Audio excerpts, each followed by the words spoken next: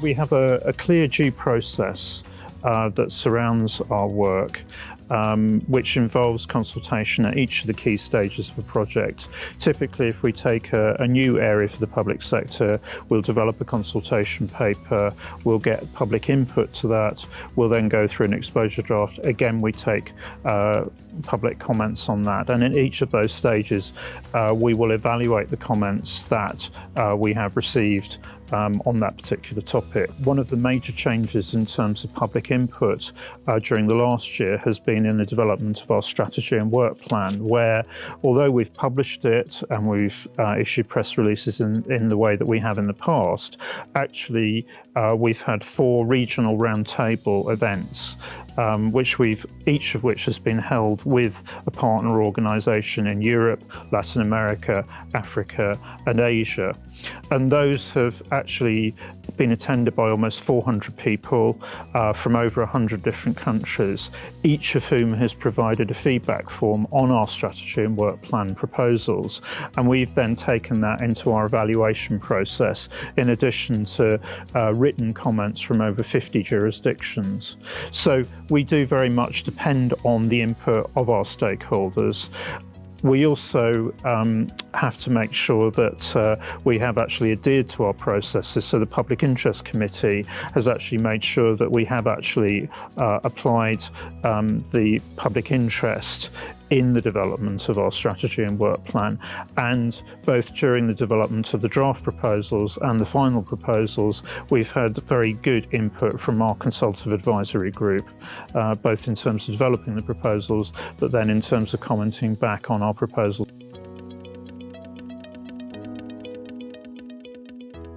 Speed to market is one of the things that we are actually being pushed on. It is a challenge in common with most of the international standard setting bodies. Personally, I think one of the things that people don't see is that the accountancy profession, I think, is one of the few truly global professions. You could look at it that 4 or 5 years to develop a standard is actually a long while.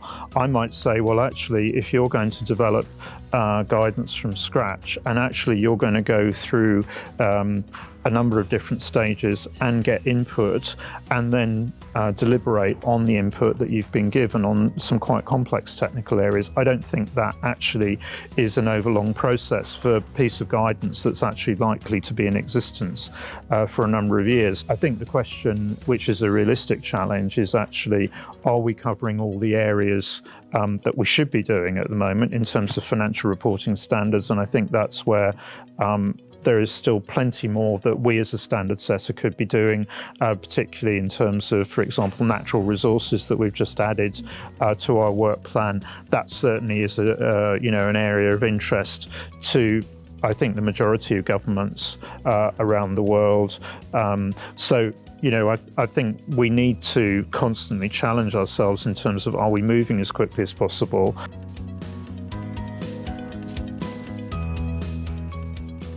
Am I content with our processes?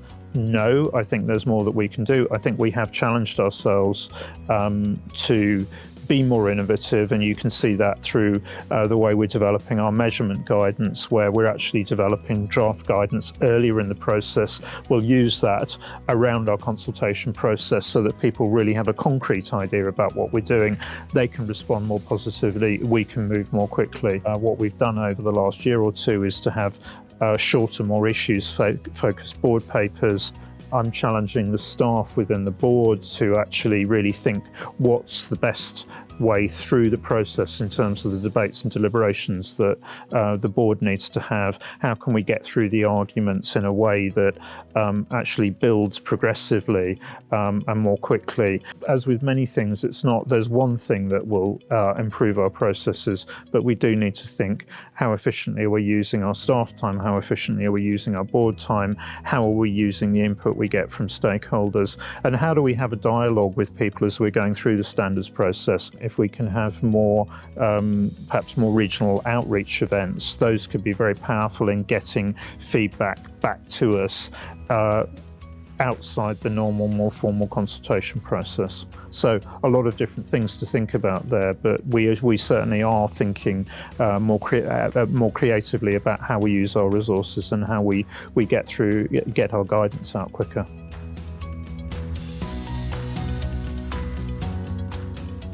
In terms of the standards that we have in our programme at the moment, it's very important that we address issues that affect the majority of governments around the world. We are very pleased that we finally got to the end of the work on social benefits. Alongside that, we've got the draft guidance on collective services, which is things like defence, diplomacy and so on, street lighting at a more local level, and also guidance on provision of education and healthcare. So those are important government services. I think the guidance that we're developing at the moment on measurement will be important because we're linking that into the valuation guidance, standards that the valuation profession use. So that should be a very practical focus, and also how do they relate into the statistical accounts, government finance statistics. We're also looking at our revenue standards, where people have told us that there are real issues in practice. There are too many grey areas, so we're trying to be more focused on what the issues actually are and take some recent developments with the in the private sector, the new IFRS 15 revenue standard, and really using that to address the issues in the public sector. There's a lot of areas where we're trying to sort of address and tighten up our existing guidance, and increasingly, I think, as governments are using our standards, we want the feedback from people who are applying these standards in practice.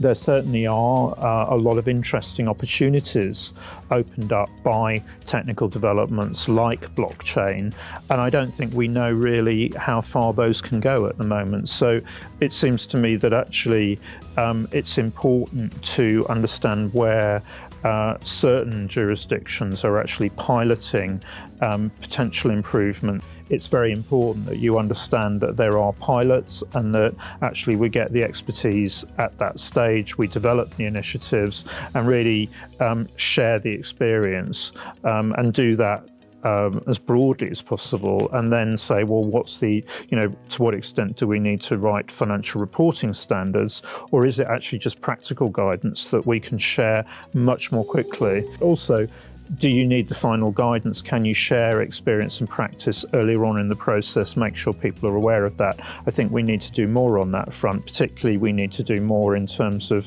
ensuring that our material, our consultations, is translated so that people can access it, so that they can comment on it. Inevitably, even although you have a lot of diverse expertise within the board, preparers, auditors, academics, and standard setters, you can never address every issue, and that's really where strengthening our linkages with our user community is going to become increasingly important. And so I think regional events and also the Public Sector Standard Setters Forum that we hold every 18 months or so become really important, getting that practical feedback into our work.